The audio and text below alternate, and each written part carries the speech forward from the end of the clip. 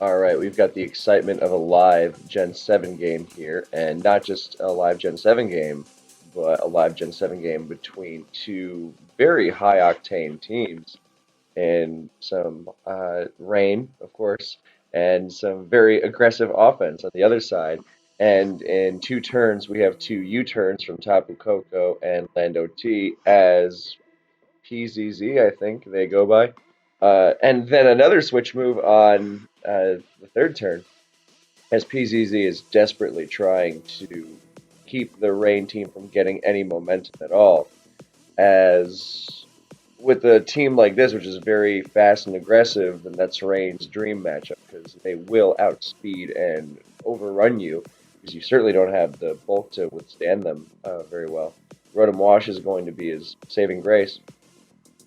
And on the first turn, notably, the Ferrothorn does not only it sustains actually a significant chip from the U-turn into the Gyro Ball against Lando T, which revealed Rocky Helmet, and most notably, the Ferrothorn did not get hazards, assumedly out of fear of taunt, which I think it might have been worth getting those spikes because Coco taunting is not the likeliest thing, but I understand. But yeah, so the Rotom Bolt switches out and goes to Kartana, and the Kartana, uh, he thought that would scare the Ferrothorn out and into Torrentee, and goes to Tapu Koko, but Pharaoh stays in T-Waves trying to catch a, I don't know, a knockoff, a Smart Strike prediction.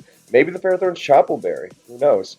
And it can just withstand Kartana and T-Waving it. I mean, that's huge for Mega Swampert. Speaking of which, as Lando T goes for the rocks on the Pharaoh, noticeably earlier, the Lando T U-turn instead of going for rocks again for that momentum. But now with some chip damage spread out, some very significant chip damage. I mean, look at how much Ferrothorn's taken. It's down to over half its health already, and it does not have lefties. Then now he feels safe in getting up rocks as Mega Perk comes in, and with the full health Rotom and a non-toxic Swampert, then the Rotom is going to be a good answer.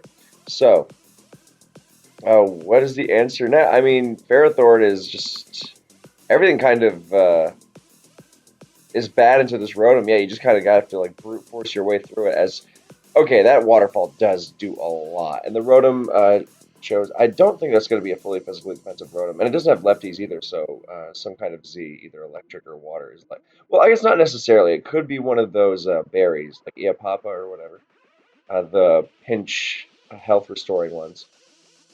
But yeah, hitting Hydro through Waterfall Flinch are not odds I'd be super comfortable with. But at least there's only one turn of rain left, so I guess with the Rotom not being bulky, which makes sense given how aggressive this team is, then that makes this matchup even more precarious. And notably, once Rotom dips to low health, then Greninja just kills everything, and all you have to do is make sure you don't get cooked by Kartana, Scarf Kartana rather, in the first place. So it'll be a race to. I mean, Tapu Lele also messes with that kind of late game action, like with getting a. Because I don't think once a Greninja hits the field, it is going to evolve into Ash Greninja for sure. There's nothing that can slow it down at all. So you're pretty much going to. He preserves the Swampert because he decides, oh, that was a really nice Pharaoh. That was really nice. He has to either burn his Z here to take it out, or with that being the last turn of Rain, then now he's out of Hydro range. So that was a great move by Genius X. And I don't think the Rotom's going to stay in. Because again, I mean, if you can withstand even one water move with it, or like a Tornadus or something, that's great.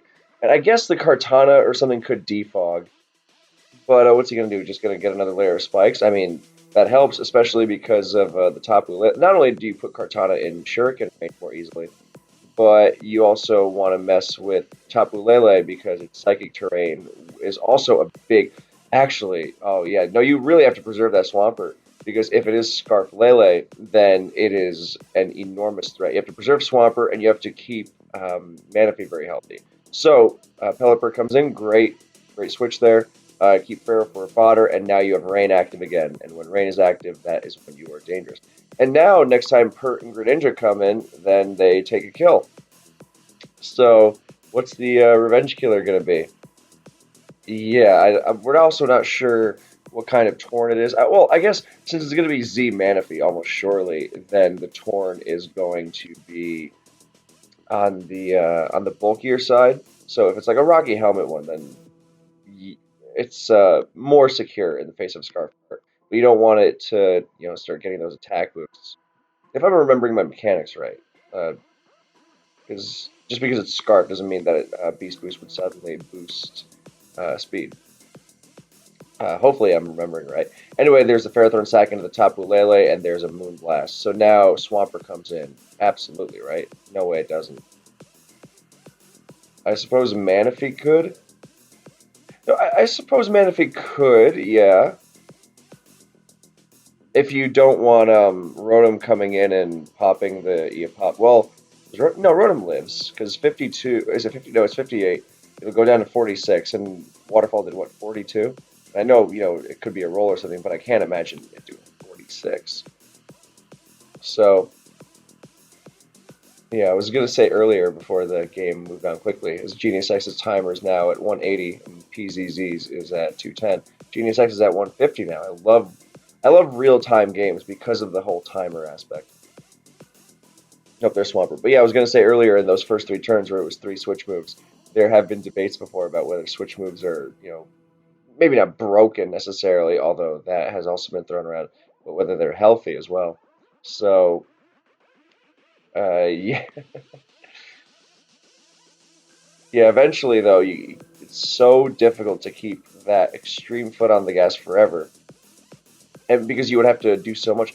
I don't know. I think the way you would theoretically get this rain team on the back foot before they ever started was by going to Lele because they can't. The rain team cannot switch into Tapu Lele at all. Which is not surprising given it's rain, but that's why some of them used to run Assault Vest Magearna. So which also helped with shift gear Magearna as well. But yeah, Lele is. I mean, you gotta get Lele out of here now. It's just a matter of what do you say. I could it be? I think it could be Lando because you get Rocky Helmet on it. Yeah, and that limits how many times Swampert can switch into rocks and such. So that's significant chip, even though, it's rocks resistant. But not only that, but you get the Intimidate on it, so your Scizor can Mega Evolve. And funnily enough, Scizor will also not be able to Bullet Punch under Psychic Terrain, but that's not significant as a Ninja thing. But yeah, down goes Lando T. It's not like you use Lando T for anything else.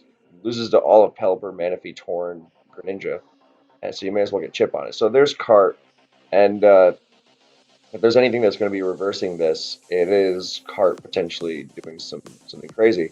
Because now it can survive an EQ. I mean, not that it didn't live in EQ before, because it's so physically bulky, but it will now live it very comfortably. And we still don't know which of the Lele and Cart are Scarf. I think. Yeah. No, because Lele came in on Pelipper and blasted a 2% Ferrothorns. So here comes Manaphy on the. Okay, frustration. I do not trust my mental calc at this point. So I don't think that's banded. But that was a really nice move because you got to preserve that Torn. Uh, because Torn being healthy is all that stop it is your biggest is your safety net in the face of Kartana backed by Psychic Terrain when you can't uh, shuriken it with Greninja and Swampert might not necessarily KO it. And I don't remember how. Oh well, there's the Z Water and it drowns the road. Oh, it's specially defensive. Wiki Berry. Okay. Oh well, that's how why it was taking so much from the waterfall, but it wasn't an offensive one, which I suppose I should have picked up on, given that its Hydro only did 52 to the per in rain. So, yeah, especially defensive. Now, unless this is Energy Ball, does Energy Ball even KO from that range? But yeah, it's anyone's game, I think, still. But yeah, the Rotom taking that hit is so huge, and there's E-Ball, and it does live, and Volt Switch will KO. No, it doesn't. No, I forgot Manaphy. That's full. Well, okay, so that's actually even more important. Not just that you deny the KO from Manaphy, but that the Rotom is now death fodder to rocks, meaning that it denies a Greninja transformation. That's really huge. So now the Manaphy is bulky, so surely you can go to Lele or Kartana. Well, Lele without revealing that it's Scarf necessarily. But no, it's going to be Coco instead. And alright, I think you just have to sack the. I guess you could go to Swampert. You still have a turn of rain.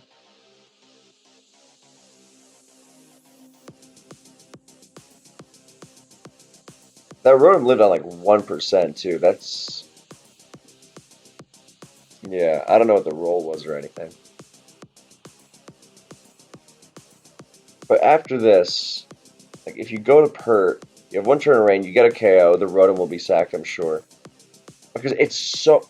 I guess the Coco can U-turn though. I mean, I don't think the U-turn will KO, but you are basically sacrificing Swampert at that point for the sake of no, don't sacrifice the Swampert because you are sacrificing the Swampert for the sake of preserving the Manaphy, which is dead to rocks anyway. So no, I would not. I would just toss the Manaphy because Swampert can still do something. Yeah, I like the Smog Tourist chat bot. Genius X down to 15 seconds, by the way.